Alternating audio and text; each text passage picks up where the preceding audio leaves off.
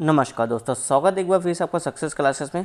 जैसा कि आप लोग जानते हो कि हम लोग देखो समाजशास्त्र की जो एस पांडे की बुक है सिविल सेवा मुख्य परीक्षा के लिए, उसी को जो कि हम लोग कवर कर रहे थे। अभी तक हमने देखो इसमें 13वां जो चैप्टर है, चैप्टर नंबर 13, इसको हम देख रहे थे, जिसमें हमने देखो भारत में औद्योगिकरण और नगरीकरण, साथ ही भारत में नगरीय समस्याएं जो है, इन तीनों टॉपिक को काफ़ी डिटेल से देखा और समझा। राइट, अब इसके बाद देखो हमारा जो अगला टॉपिक क्या होगा, नगरीय क्षेत्रों में गंदी बस्ती एवं वंचन। यानी कि ये जो गंदी बस्ती है, इसको क्या बोलते हैं इंग्लिश में, स्लम। तो आप गंदी बस्ती को ज़्यादा बेटर ना समझ सको तो स्लम तो आपने जरूर सुना होगा। जब भी आप करंट अफेयर की न्यूज़ वगैरह या फिर अपनी स्टडी वगैरह जब भी सिलेबस वगैरह देखते हो, तो वहाँ पे स्लम की एक बात जरूर आती है, जो कि देखो सोशियोलॉजी ऑप्शन की वजह से ये स्लम वाला टॉपिक काफ़ी इंपॉर्टेंट हो जाता है। तो इस स्लम वाले टॉपिक को हम काफ़ी डिटेल से देखेंगे कि जैसे देखो हमें इसमें क्या देखेंगे आपका, जैसे यहाँ पे ये आपका स्लम वाला टॉपिक है ये, राइट। तो इसमें हम लोग देखेंगे कि स्लम की डेफिनेशन क्या हो सकती है, राइट। उसके बाद स्लम का विश्व में क्या स्थिति, मतलब कि जो गंदी बस्तियाँ ये वैश्विक स्तर पर क्या इसका स्तर है, डेटा वगैरह देखेंगे। और भारत में इसकी क्या स्थिति है, भारत में कितने कितने मतलब प्रतिशत लोग जो कि स्लम वाले जीवन यापन कर रहे हैं, तो ये सब चीज़ें देखेंगे। साथ ही देखेंगे ये स्लम बढ़ने के कारण क्या है, और स्लम अगर बढ़ रहा है तो इसका जो कारण है, उसके बाद जो कि इसके क्या इम्पैक्ट हमारे समाज पर पड़ रहा है, वो भी हम देखेंगे। इसके साथ ही हम ये भी देखेंगे इसके संबंध में क्या कुछ उपाय वगैरह किए गए हैं। तो ये कुछ बातें यहाँ पे ये स्लम वाले टॉपिक में, यानी जो आपकी गंदी बस्ती या झुग्गी झोपड़ी वाली टॉपिक है,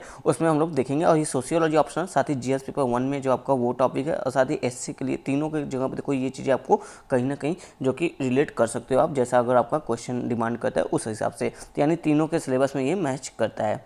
तो चलो शुरू करते हैं अपना टॉपिक। शुरू करने से पहले जो भी सर एंड मैम अभी तक चैनल को सब्सक्राइब नहीं किया, देखो यहाँ पे सब्सक्राइब का बटन होगा नीचे, प्लीज़ सब्सक्राइब कीजिए, सपोर्ट कीजिए। ये आप ही लोग का चैनल है, जितना आप सपोर्ट दिखाएंगे उतना ही आपका ये चैनल ग्रो करेगा, राइट। अब चलो देखते थोड़ा सा डेटा फैक्ट के हिसाब से। उसके बाद देखो यहाँ से मैंने जो नेट वगैरह से कुछ डेटा वगैरह था वो मैंने यहाँ से पुटअप करके यहीं पर जो कि लिख दिया है, ताकि आपको एक ही जगह पर सब कुछ मिल जाए, इधर उधर जाने की जरूरत ना पड़े, राइट। अब देखो यहाँ पे जो स्लम है उसकी थोड़ी डिफिनेशन देख लो। तो ये जो यूनाइटेड नेशन है उसके अनुसार उन्होंने जो कि स्लम जो होता है या फिर गंदी बस्ती है या मलिन बस्ती है, उसकी जो कि डेफिनेशन दी है कि स्लम क्या होता है। तो ये जरूरी हो जाता है हमारे, अब खासकर जब आप यूनाइटेड नेशन के अनुसार लिखते हैं तो वो और इंपॉर्टेंट हो जाता है, काफ़ी अच्छा इंपैक्ट पड़ता है ग्रामीण पर। तो देखो कहा जाए जो आपकी मलिन बस्ती है या फिर स्लम है वो क्या है, वह एक मकान है या फिर मकानों का समूह है, या मकाने के समूह वाला एक ऐसा क्षेत्र है जिसकी विशेषता क्या है कि भीड़ भाड़ युक्त, यहाँ पे जो लोग होते हैं वो काफ़ी भीड़ भाड़ होती है, कम जगह पे ज़्यादा लोग होते हैं, और अस्वस्थकर दशा में होते हैं। यानी यहाँ का जो स्वास्थ्य दशा या इन्वायरमेंट होता है वो बहुत अच्छा नहीं होता है, वो स्वास्थ्य के लिए अलाभकारी होता है, यानी कि स्वास्थ्य के लिए अच्छा नहीं होता है। तथा यहाँ पे देखो सुविधाओं का अभाव होता है। बेसिक जो सुविधा जैसे जल, विद्युत, पानी वगैरह, पेयजल, विद्युत की सुविधा, और फिर इंफ्रा वगैरह, सड़क, पक्के सड़क ना होना, ये सब सुविधाओं का यहाँ पे देखो बेसिक जो सुविधा होती है उसकी अभाव होती है। तो ऐसा यूनाइटेड नेशन का डेफिनेशन करता है, एक बार फिर से देख लो। मलिन बस्ती एक मकान या फिर मकानों का समूह या क्षेत्र है जिसकी विशेषता क्या है, भीड़ भाड़ युक्त, अस्वस्थकर दशा तथा सुविधाओं का अभाव। तो ये आपका यूनाइटेड नेशन के द्वारा जो कि ऐसे डेफिनेशन दिया गया है। साथ ही देखो यूनाइटेड नेशन 2010 में बता रहा था कि पूरे विश्व में लगभग देखो 22 करोड़ से भी ज़्यादा जो जनसंख्या है, जितने पूरे विश्व में पॉपुलेशन लगभग देखो 7 बिलियन के आसपास है। तो ये 2010 के डेटा के साथ बताया कि लगभग 22 करोड़ लोग जो कि मलिन बस्तियों में रहते हैं, यानी कि जो बड़े बड़े नगर उनके किनारे जो छोटी छोटी मलिन झुग्गी झोपड़ियाँ बस जाती हैं, मलिन बस्तियाँ बस जाती हैं, वहाँ पे लगभग 22 करोड़ लोग जो कि पूरी दुनिया में जीवन यापन करते हैं। अब ये 22 करोड़ में से देखो भारत में कितने लोग हैं। अब आपके मन में सवाल आएगा सर ये तो विश्व की बात है, लेकिन भारत में कितने ऐसे लोग हैं, जितनी भारत की पॉपुलेशन है उस हिसाब से देखो 7 बिलियन में से तो लगभग 1 बिलियन से ज़्यादा पॉपुलेशन तो हमारी इंडिया की है, राइट। तो हम जो कि ये जो मलिन बस्तियाँ उसमें भी पीछे नहीं है। तो लगभग 2 करोड़ से भी ज़्यादा लोग जो भारतीय हैं, जो भारत में रहते हैं, 2 करोड़ से ज़्यादा लोग ऐसे हैं जो मलिन बस्तियों में रहते हैं, जो कि ये देखो काफ़ी बड़ी संख्या है। अगर आप देखो टोटल वर्ल्ड का 10%, 22 करोड़ है, यहाँ पे 2 करोड़, यानी 10% से भी ज़्यादा जो कि टोटल वर्ल्ड का जो भारत में मलिन बस्तियों में लोग रहते हैं। तो ये हमने कुछ डेटा वगैरह फैक्ट वगैरह देखा। फिर देखो यहाँ पे साथ ही कहा जा रहा है आपका, देखो कि हमारे जो मुख्य शहर है कहाँ पे ये मलिन बस्तियाँ ज़्यादा देखने को मिलती है। जैसे देखो एक रिपोर्ट के अनुसार बताया जा रहा है कि दिल्ली में जितनी पॉपुलेशन है, देखो दिल्ली की जितनी पॉपुलेशन है उसकी लगभग 18% जनसंख्या जो कि मलिन बस्तियों में रहती है। सूरत में देखोगे तो सूरत की 20% पॉपुलेशन जो कि मलिन बस्तियों में रहती है। कोलकाता जो प्रमुख नगर है आपका, वहाँ पर लगभग देखो 30% लोग जो कि मलिन बस्तियों में रहते हैं। और चेन्नई में भी देखो 18% लोग जो कि गंदी बस्तियों में रहते हैं। अब मुंबई में देखो सबसे ज़्यादा है, लगभग 52% लोग जो कि आपका ये झुग्गी झोपड़ी स्लम वगैरह में, जिसको आप देखो थोड़ा सा अगर और थोड़ा सा मुंबई की भाषा में बोलोगे लेमन लैंग्वेज में, तो चाल एक होता है वहाँ पे चाल तो थोड़ा फिर भी बेटर है, लेकिन चाल से भी एक थोड़ी सी पुरानी स्थिति होती है, जिसको मुंबई में देखो 52% से अधिक लोग जो कि आपका यहाँ पे कह लो चाल वगैरह में या फिर ऐसे मलिन बस्तियों में रहते हैं। अब देखो ये जो मलिन बस्तियाँ इनका कुछ नाम है, जैसे अगर मान लो यहाँ से मलिन बस्तियाँ, ये दिल्ली है, ये पूरा दिल्ली है, और यहाँ से जो कि मलिन बस्तियाँ शुरू होती है दिल्ली शहर के किनारे, तो इसका कुछ नाम दिया गया कि ये कौन सी जगह। दिल्ली में देखो मलिन बस्तियों को कटरा बोलते हैं, कानपुर में देखोगे तो पुरवा बोलते हैं, और साथ ही एक और वर्ड यहाँ पर आता है अहाता। कानपुर में पुरवा और अहाता मलिन बस्तियों को बोला जाता है, जबकि दिल्ली में कटरा बोला जाता है। तो ये कुछ बेसिक बातें, अगर आपका सोशियोलॉजी ऑप्शनल है तो आपको ये सब चीज़ें पता होनी चाहिए, ये सब की जानकारी आपको होना चाहिए। तो यहाँ पर हमने देखो बेसिक जानकारी देख लिया, समझ लिया, जो कि आपके इस पुस्तक में नहीं था, क्योंकि डेटा वगैरह देखो अपडेट यहाँ पे है, जबकि पुस्तक में डेटा जो कि पुराने हैं। तो हमने समझ लिया कि विश्व में लगभग 22 करोड़, अब समझो क्या देखा हमने, विश्व में 22 करोड़ जनसंख्या ऐसी जो मलिन बस्तियों में होती है, जबकि इसका 10% से भी ज़्यादा लगभग 2 करोड़ पॉपुलेशन जो कि इंडिया में है जो मलिन बस्तियों में रहती हैं। अब यहाँ से थोड़ा सा चलते, जो आपका देखो मुंबई में हमने बोला सबसे ज़्यादा, तो मुंबई का एक धारावी लोकेशन है, काफ़ी फेमस है, जो कि स्लम के लिए फेमस है, राइट। ये जो को देखो विश्व का सबसे बड़ा स्लम के रूप में 2011 से पहले तक जाना जाता था कि ये विश्व का सबसे बड़ा जो कि स्लम एरिया है, लेकिन 2011 के बाद से 4 और एरिया ऐसे हो गए जो कि धारावी से बड़े स्लम एरिया में काउंट अप होते हैं। तो अब यहाँ से हम जो कि हम अपना एसएस पांडे से ये हमने बेसिक समझ लिया अच्छे से, और उसके कुछ डेटा फैक्ट वगैरह सब कुछ समझ लिए। अब चलो यहाँ से अपना जो एसएस पांडे की बुक है उनकी तरफ से देखते हैं, उनसे समझते हैं कि वो क्या बताते हैं आपका स्लम के बारे में। तो देखो एसएस पांडे जी अपने इस बुक में बताते हैं कि स्लम क्या है। बताते हुआ एक ऐसा निवास स्थान है जहाँ अत्यधिक भीड़ भाड़ युक्त होता है, उनका डिजाइन, जो घरों का जो डिजाइन होता है वो त्रुटिपूर्ण होता है, जहाँ रोशनदान, प्रकाश एवं सफाई का अभाव होता है, यानी कि अच्छे से सूर्य की किरणें भी वहाँ नहीं पहुँच पाती हैं यहाँ। और साथ ही इन सभी सम्मिलित कारकों के प्रभाव के कारण देखोगे तो यह जो कि यहाँ पे सुरक्षा, स्वास्थ्य और नैतिकता के लिए यह जो कि हानिप्रद हमको समझ में आता है, ये हमारे राष्ट्र के लिए, राइट। तो इस तरह की बातें यहाँ पे इस तरह से मलिन बस्तियों को यहाँ पे डिफाइन करने की कोशिश की जा रही है। अब देखो मलिन बस्तियों की कुछ विशेषताएं बताई जा रही है कि मतलब वही जैसे क्या क्या यहाँ पे कुछ, जैसे आप कैसे पहचानोगे कि कौन सी बस्तियाँ मलिन बस्ती, जैसे बताया जाए कि यहाँ पे देखो सामान्यतः लोग जो लोग होते हैं वो कम आय वाले लोग होते हैं, यानी जैसे श्रमिक, मजदूर, यही सब लोग जो कि ज़्यादा यहाँ पर जो कि रहते हैं। साथ ही यहाँ पे देखो बोला जाए जो गंदी बस्ती के मकानों में लोग भीड़ भाड़ होती है और लोग वहाँ खाली पड़ी ज़मीन पर अनाधिकृत कब्जा कर लिए होते हैं। जैसे मान लीजिए एक अच्छा सा सिटी आपका है, कोई बॉम्बे सिटी ले लो, यहाँ पे खूब इंडस्ट्री हो रहा है, तो लोग जो बाहर से आते हैं प्रवासन के द्वारा, वो जो कि यहाँ पे अगर इसके आसपास जो ज़मीन खाली वगैरह होती है तो उसको थोड़ा सा साफ सफाई करके यहीं पर अपना टेंट तंबू लगा के यहीं पर अपना निवास वगैरह बना लेते हैं, फिर धीरे धीरे छोटा सा झोपड़ी सब यहाँ पे इकट्ठा होने लगता है। तो यही बोला जा रहा है कि यहाँ पर जो खाली ज़मीन पड़ी थी गवर्नमेंट की, वहाँ पर लोग जो कि कब्जा कर लेते हैं। और साथ ही देखो यहाँ पे कहा जा रहा है कि गंदी बस्ती में स्वच्छता और सफाई की सार्वजनिक सेवाओं का अभाव होता है, यहाँ बीमारी और मृत्यु दर भी अधिक होती है। अब देखो स्वच्छता नहीं होगा, स्वास्थ्य सेवा भी, सार्वजनिक सेवा जो वो नहीं होगी, तो ऑब्वियस बात है बीमारी तो फैलेगी, तो बीमारी फैलेगी तो मृत्यु दर भी बढ़ेगा। फिर साथ ही देखो यहाँ पे बताया जा रहा है आपका कि गंदी बस्तियां जो होती है वो बाल अपराध एवं बुराई का क्षेत्र होता है, किंतु यह बात सामाजिक रूप से विकसित बस्तियां हैं उनके लिए अधिक सही होती है। यानी देखो जो आपकी गंदी बस्तियां हैं वहाँ पे अगर देखो गरीबी है, लोगों के पास अच्छा जो कि सुख सुविधा नहीं है, तो क्या होता है गलत रास्ते पर अधिक से अधिक पैसे कमाने के लिए गलत रास्ते का जो कि चुनाव कर लेते हैं, जिससे देखो वहाँ पर अपराध वगैरह ज़्यादा देखने को हमको मिलते हैं। फिर साथ ही बोला जा रहा है कि जो गंदी बस्तियों में वे लोग होते हैं जिनकी सामाजिक प्रतिष्ठा निम्न। अब ऑब्वियस बात है आज देखो आर्थिक आधार पर जो कि सामाजिक स्थिति का निर्धारण हो रहा है, तो जिनकी इनकम कम है, जो लो लेबर है, लो इनकम वाले लेबर वगैरह हैं, तो वही जो कि वहाँ पे जाके रह रहे हैं। फिर देखो इसमें बोला जा रहा है जब उनका इनकम कम है तो ऑब्वियसली उनकी जो प्रतिष्ठा है वो समाज में कम होगी, तो इसीलिए बोला कि गंदी बस्तियों में वे लोग रहते हैं जिनकी सामाजिक प्रतिष्ठा निम्न होती है। साथ ही देखो यहाँ पे बोला जा रहा है कि चूंकि इन बस्तियों में कानून व्यवस्था का प्रायः अभाव पाया जाता है, अतः ये तमाम अपराधों के केंद्र व शरण स्थल होते हैं, जैसा कि सदरलैंड की स्टडी में बताया जा रहा है। तो देखो यहाँ पे ये सब कुछ बेसिक बातें हमने समझी। अब देखो आगे बोला जा रहा है कि गंदी बस्तियाँ भारतीय नगर की भीषण समस्या, यानी जो भारतीय नगर उसकी एक भीषण समस्या के रूप में आपका क्या है गंदी बस्तियाँ, फिर स्लम वगैरह जो है उनकी बात कर रहा है। देखो नगरीय जनसंख्या की वृद्धि के साथ साथ गंदी बस्तियों की जनसंख्या में भी वृद्धि हुई है, फलतः नगरों में भूमि की कीमत, इमारती सामान व श्रम की कीमतों में भी वृद्धि हुई है। अब देखो जब प्रवासन के कारण जो स्लम वगैरह बनने लगे, यानी कि यहाँ पे आवास का कमी, इसलिए स्लम वगैरह ज़्यादा बन रहे हैं, स्लम वगैरह आ रहे हैं, तो यानी जो यहाँ पे जो भूमि की कीमत है वो ऑब्वियसली जब यहाँ पे भूमि की कमी है तो भूमि की कीमत जो कि बढ़ जाएगी ऑब्वियसली। अब जैसे डिमांड और सप्लाई वाला अपने मेथड पड़ा होगा, जब आपका डिमांड कम सप्लाई कम होगा तो उसका जो कि डिमांड बढ़ जाएगा, उसका रेट जो कि हाई हो जाता है। तो वही बात है अगर भूमि कम है तो वहाँ पे जो नए मकान नहीं बन पाएंगे, तो वो जो भूमि का रेट वो ऑब्वियसली तेज़ी से बढ़ेगा, जिसकी वजह से देखो जो गरीब लोग हैं वो ज़मीन खरीद नहीं पाएंगे, ज़मीन नहीं खरीद पाएंगे तो अपना मकान नहीं बना पाएंगे, तो इसके कारण जो कि स्लम वगैरह जो कि नगरों में हमको देखने को मिलता है।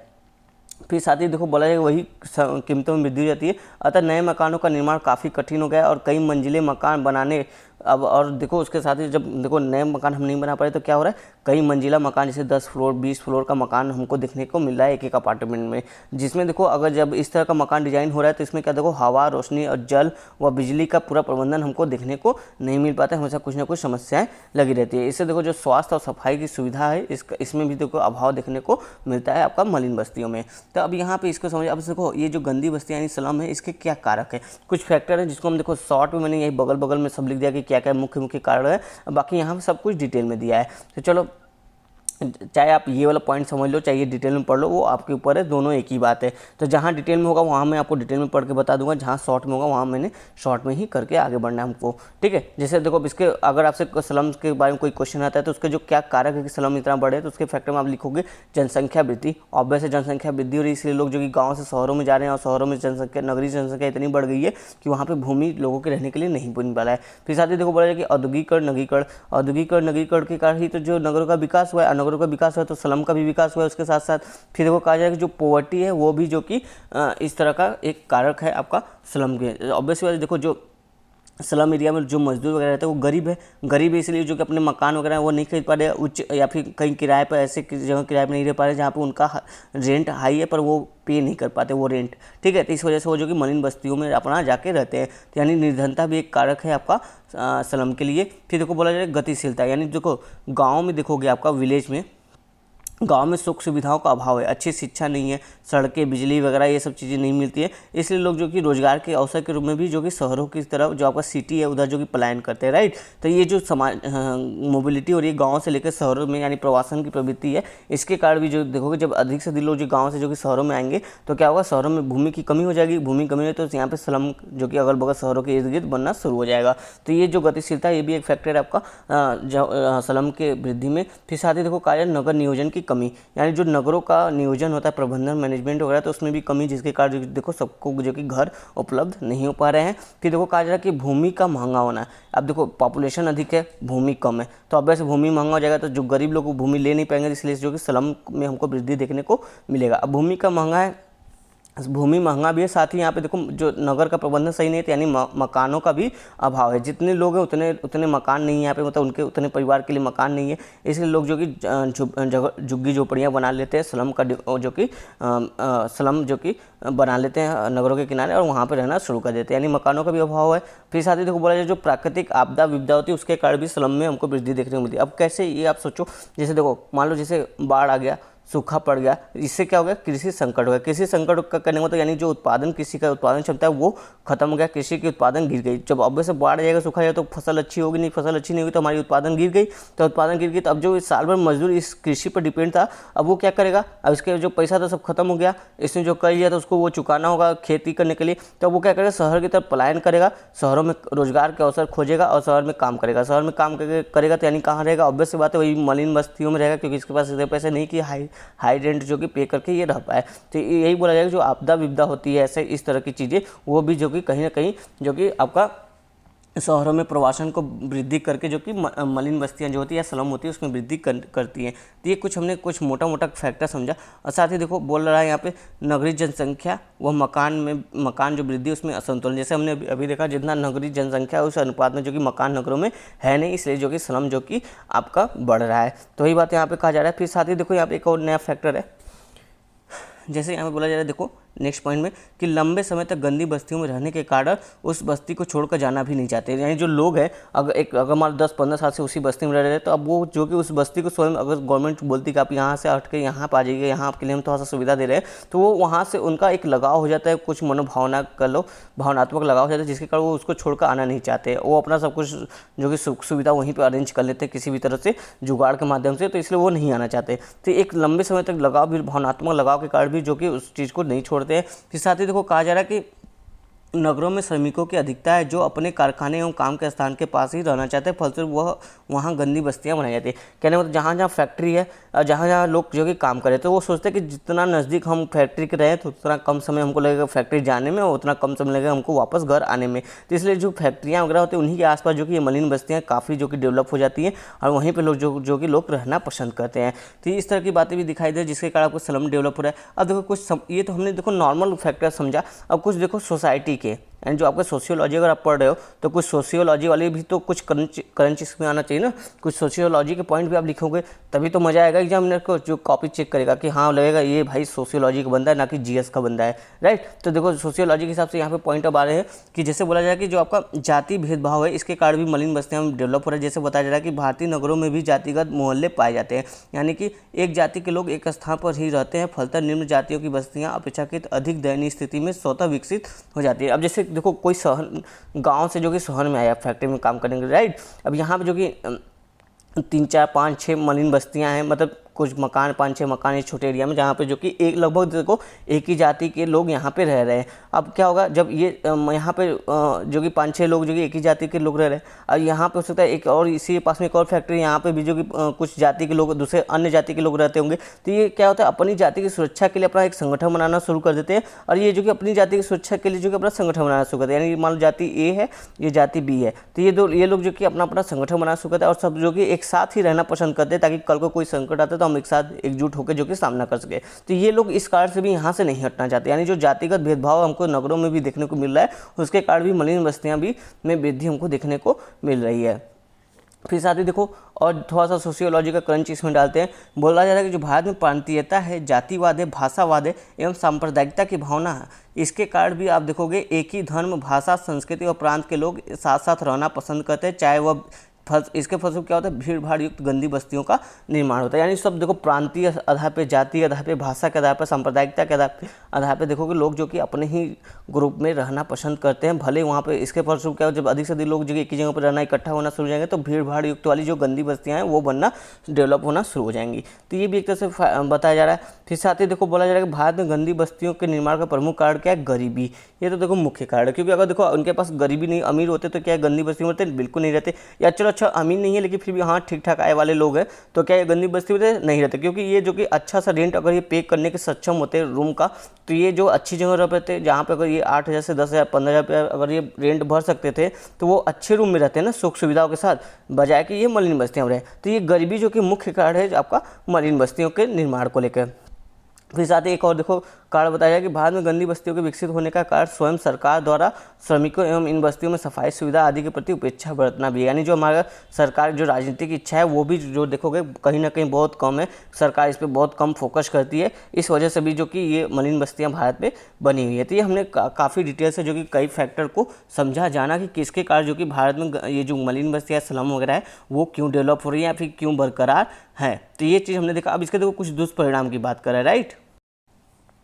तो देखो इसके दुष्परिणाम में पहला टॉप पॉइंट का निकल कर आ रहा है कि स्वास्थ्य पर बुरा प्रभाव। अब देखो मलिन बस्तियाँ यानी गंदी बस्तियाँ तो ऑब्वियस है जो स्वास्थ्य के लिए काफ़ी नुकसानदेह जगह है, इसलिए देखो जो वहाँ के लोग रहते हैं वहाँ के स्वास्थ्य पे उन पर जो कि काफ़ी इंपैक्ट पड़ता है, इसलिए यहाँ पे मृत्यु दर भी ज़्यादा हमको देखने को मिलती है, जैसा कि हमने आगे पढ़ा। जैसे देखो क्यों शुद्ध हवा नहीं मिल पाता, मतलब स्वच्छ पेयजल नहीं मिल पाता, सूर्य की रोशनी बहुत कम आती है, तो इस वजह से देखो यहाँ पर बीमारियाँ वगैरह फैलती रहती है और जो शरीर होता है वो कमज़ोर हो जाता है। फिर देखो साथ ही कहा जा रहा है कि इसमें देखो ये जो गंदे वातावरण में रहने के कारण जो सांस्कृतिक स्तर में भी गिरावट हमको देखने को मिलती है और लोगों की मनोवृत्ति आपराधिक बन जाती है और उनका नैतिक पतन हो जाता है। उनमें देखो चोरी, वेश्यावृत्ति, शराबखोरी, जुआ खेलने जैसी आदतें जन्म ले लेती हैं।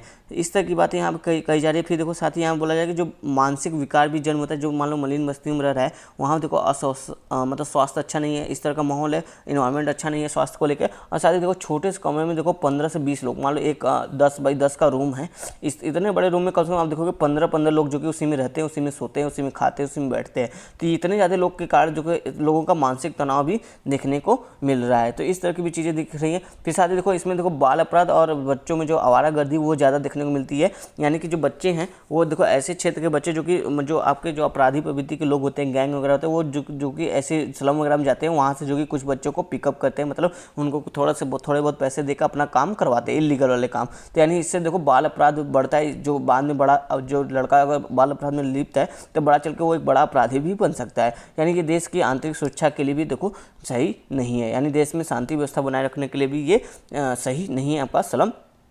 फिर साथ ही देखो यहाँ पे कह रहा है कि देखो जब लोग अस्वस्थ हैं, जैसे हमने ऊपर वाला पॉइंट पढ़ा कि लोग अस्वस्थ माहौल में रहते हैं तो अस्वस्थ हो जाते हैं, तो इसके कारण देखो जो श्रमिक यहाँ पर रह रहे हैं वो उनके कार्य क्षमता में गिरावट आ गई। कार्य क्षमता में गिरावट आ गई तो ऑब्वियस सी बात है उत्पादन क्षमता में गिरावट आ गई। उत्पादन क्षमता में गिरावट आ गई तो एक तरह से देखो हमारा जो GDP है उसमें भी गिरावट आएगी। तो इस तरह की बातें यहाँ पे देखो इसका जो कि दुष्परिणाम हमको देखने को मिल रहा है। फिर साथ ही देखो कहा जा रहा है कि गंदी बस्तियों में आवास की दुर्व्यवस्था व्यक्ति के जीवन को विघटित कर देती है।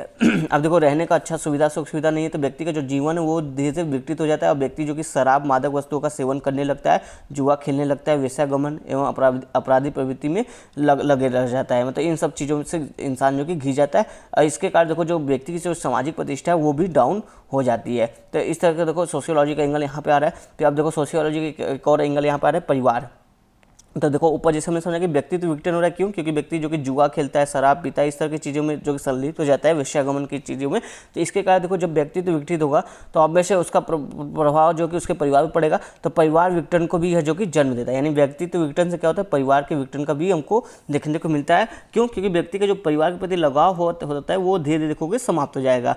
फिर साथ ही इसके साथ बोला जा रहा है कि व्यक्तित्व एवं पारिवारिक विघटन। तो देखो जिस समाज में परिवार का विघटन होगा तो क्या वो समाज जो कि चल पाएगा, टिक पाएगा? नहीं, वो समाज भी सस्टेन नहीं कर पाएगा। यानी जो सामाजिक और सामुदायिक विघटन भी हमको इसके कारण देखने को मिलता है। तो ये अंततः जिसका जो कि नुकसान देखो किसको होता है, समाज और समुदाय को ही इसकी नुकसान हानि होती है। तो इस तरह की बातें यहाँ पे कही जा रही है। फिर साथ ही देखो यहाँ पे कहा गंदी बस्ती में रहने वाले व्यक्तियों की कार्य क्षमता कम हो जाती है, जिसके कारण उनके आय पर प्रभाव पड़ता है। यानी उनकी आय कम हो जाती है। कम आय होने पर उच्च जीवन स्तर व्यतीत करना संभव नहीं हो पाता है। अतः इनका जो अनिवार्य आवश्यकताएं होती है उसकी भी पूर्ति नहीं हो पाती है, जिसके कारण ये जो देखो आपराधिक गतिविधियों में संलिप्त हो जाते हैं या फिर आपराधिक गतिविधियों की ओर ये मुड़ जाते हैं। तो इससे देखो काफ़ी ज़्यादा इंपैक्ट पड़े। एक तो इनकम भी कम हो जा रही है, जीवन की आवश्यकताएं भी कम हो जा रही है, स्वास्थ्य भी अच्छा नहीं है और आपराधिक गतिविधियाँ भी इनमें जो कि देखने को मिल रही है इस कारण से। तो ये काफ़ी जो कि इसके दुष्परिणाम हमको यहाँ पे देखने को मिल रहे हैं। फिर देखो यहाँ पे कुछ कंक्लूजन टाइप की बातें कही जा रही है कि स्पष्ट है भारतीय नगरों में गंदी बस्तियों के विकास में कई तरह की समस्याओं को उत्पन्न किया है।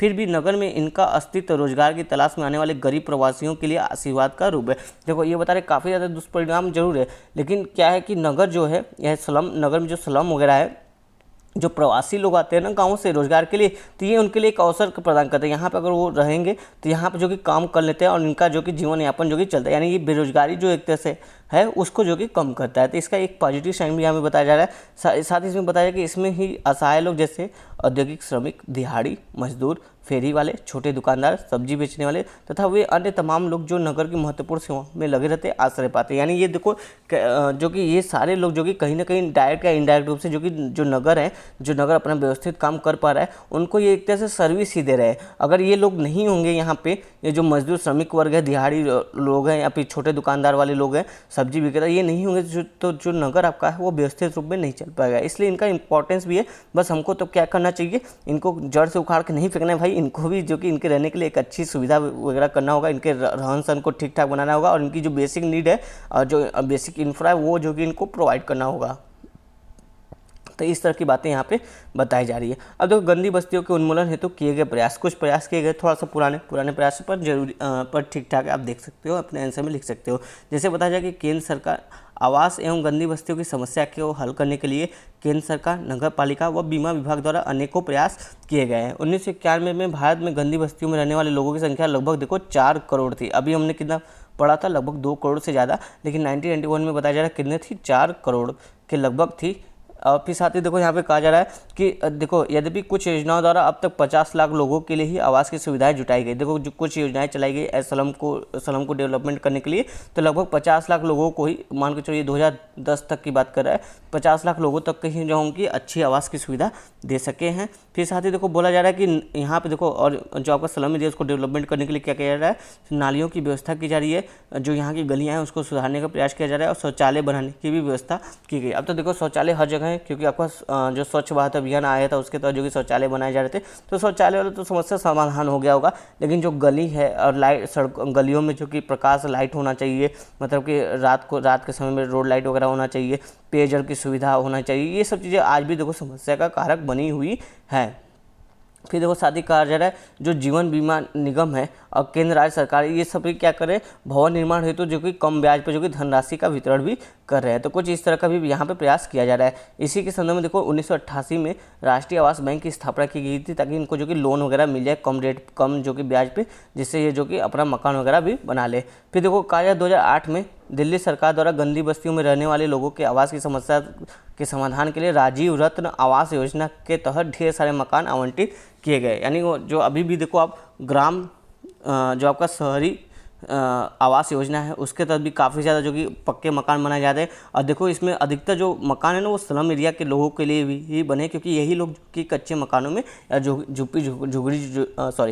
कच्चे मकानों में या फिर झुग्गी झोपड़ियों में यही लोग रहते थे। तो इन्हीं लोग के लिए मुख्य रूप से देखो ये स्कीम वगैरह है कि ये लोग अपना जो कि अच्छा सा एक पक्का मकान बनाकर रहें। तो इस तरह के भी प्रयास किए जा रही हैं। फिर देखो कहा जा रहा है उपरोक्त प्रयासों के बावजूद गंदी बस्तियों की समस्या का अपेक्षित समाधान नहीं हो पाया है, जिसका प्रमुख कारण क्या है, ग्रामीण नगरी प्रवास से नगरीय जनसंख्या में होने वाली तीव्र वृद्धि तथा प्रशासनिक व राजनीतिक इच्छा शक्ति का अभाव। यानी कि जो जनसंख्या काफ़ी तेज़ी से नगरों की बढ़ी, ये मुख्य कारण है आपका जो आपका स्लम एरिया उसका। और साथ ही एक चीज़ और बोला है, जो प्रशासनिक राजनीतिक इच्छा शक्ति का अभाव, ये भी एक मुख्य कारक है आपका स्लम के डेवलपमेंट का, स्लम के विकास में तेज़ी लाने का।